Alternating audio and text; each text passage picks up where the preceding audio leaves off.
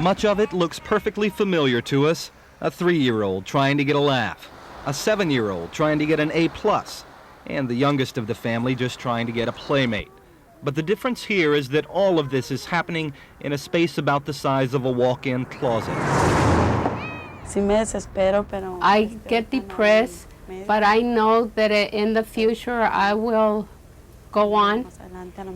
And even though that you see the small house, I am very happy to be here. But the pictures at the Ponce house tell a different story. You see 7 people call this place home. So you sleep here, and who sleeps here? Your brother.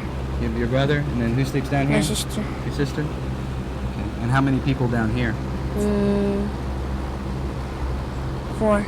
And the daylight hours don't offer too many luxuries either. This house runs on 1 electrical outlet, 1 propane tank for cooking, and a bucket used to haul water in for showers. We take here, we get the water and we You just pour it on yourself?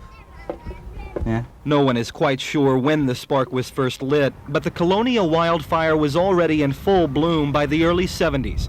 Now, almost 3 decades later, and from San Diego to Brownsville, almost 500,000 people live in Colonias, none of them with running water or a sewage system. And for a lot of people living here, the problems don't stop once they leave their own property.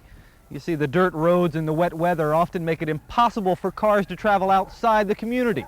And the first ones to suffer are usually the children. When it rains, it gets flooded, it's real muddy. The buses don't come in. And the kids have to walk, so by the time they get over there, they're all muddy, and it's hard for us to take our kids to school. And according to Mariana Romero, getting to school is actually the easy part. And other children began teasing them because they're all muddy and their shoes are not adequate for the walk that they had to do in the morning. As a result, people like Sonia Pineda stay with relatives whenever it rains. People like Maria Valdez literally carry their children to the bus on their backs.